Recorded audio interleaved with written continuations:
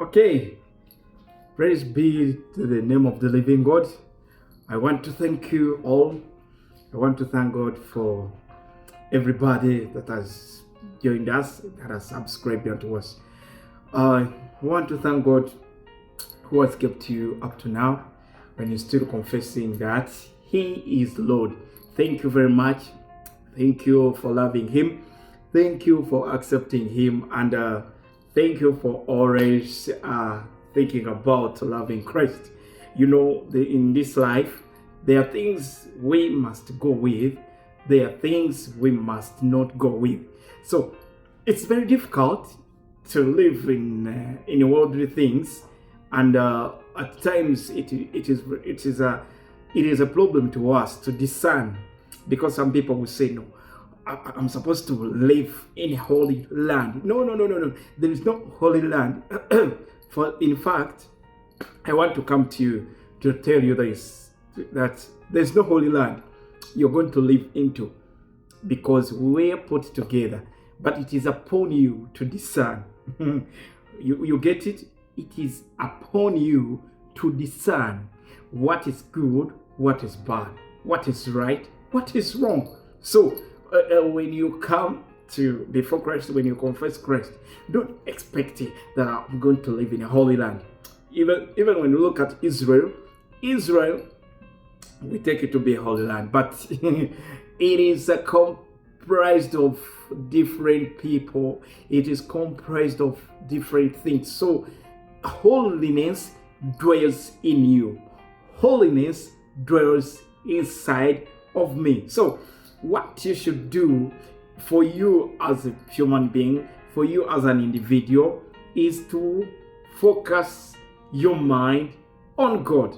So today, what do we want to share about? What do we want to talk about? We want to talk about focusing our mind on God. So if you focus your mind on God, these are the outcomes, these are the things that you get. Salvation will become easier for you.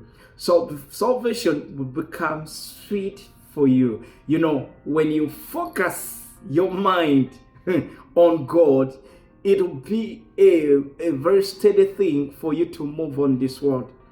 So the first thing is for you to look unto Jesus.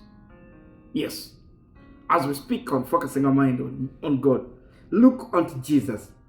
Hebrews 12, chapter 12, verse 2 up to 3, we shall read there. It calls believers to fix their eyes on Jesus, the founder and the perfecter of faith, to avoid despair and stay steady fast. Have you heard Hebrews? Hebrews 12:2. It's calling the believers to fix their eyes. So if you are to win, if you're to conquer, if you're to go forward, if you're to overcome, what are you supposed to do?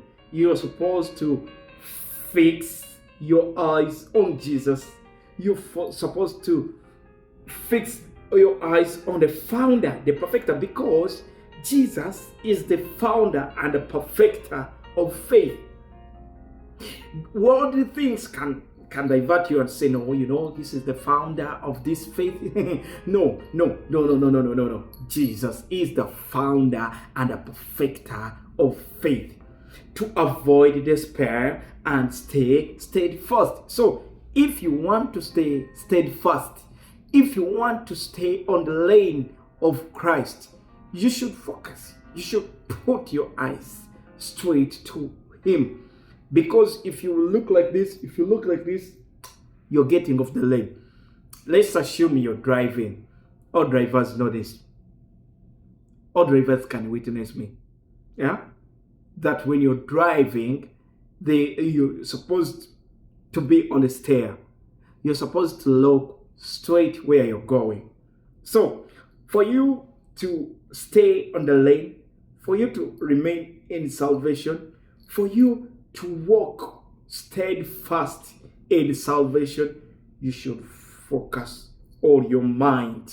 You should focus all your mind. You know, there are times you look at things and you say, oh God, how can this be? Oh God, how can we overcome this? but we forget we have left the lane. Hence, Hebrew is saying that Hebrew says, calls upon believers to fix their eyes on Jesus, the founder, the perfecter. So, your perfecter is the one that you should focus on. Your perfecter is the one you should focus your eyes onto for you to be successful, for you to win, for you to overcome. Number 2, the first one has been look unto Jesus. So, number 2, what should we do? Set your minds on things above. Set your mind on things above. So, if you to succeed, if you to work smoothly in this life of salvation, you should focus your minds on things above. There are things below us that take our minds. There are things below us that blow us away. You get it? They blow our minds. They blow our consecration on where we are supposed to be. As we come to Colossians chapter 3, verse 2. Colossians chapter 3, verse 2 encourages setting your mind on things that are above, focusing on God and Christ rather than earthly concerns. But someone can ask and say, no, we're in the world. But Colossians is emphasizing on not settling on earthly things. No. It's not prohibiting you because you're on earth, but it encourages. You know, someone encouraging you, yeah? Encouraging is empowering you, is directing you, is setting you where you're supposed to be. But he has not prohibited you because he knows. Colossians knows where you are. So it's encouraging you, setting your mind. You know, if I encourage you to start up a business, it doesn't mean you've not been active wisely in looking for a job or working. You might be having a business, you might be even working, or you might be employed. But this time around, I come and encourage you and I tell you, you better start up a business.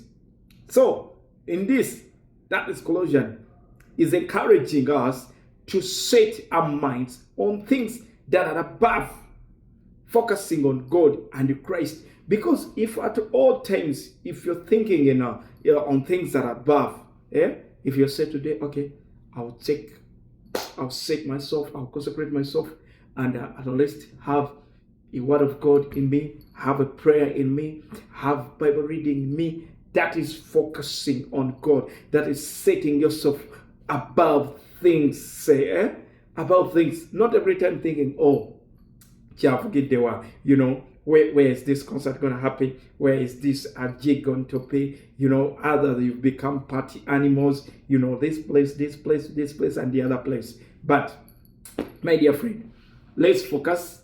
Let's set our minds about things, above the earthly things.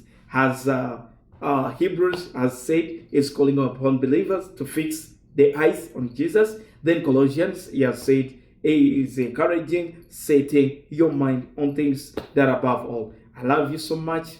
I pray to God to prosper you. I pray to the Almighty to set you free. Keep on working. Keep on believing in God. We have to encourage even ourselves to be hardworking, because in hardworking, it's where we'll get something that will benefit us. Yeah, you will say that we accepted Christ, we accepted Jesus, so we should not work. He even encourages us to work. He even encourages us to be hardworking, because he speaketh and says, who will not work, he will not eat. A man will get what to eat from his sweat. So, I love you so much. Shalom.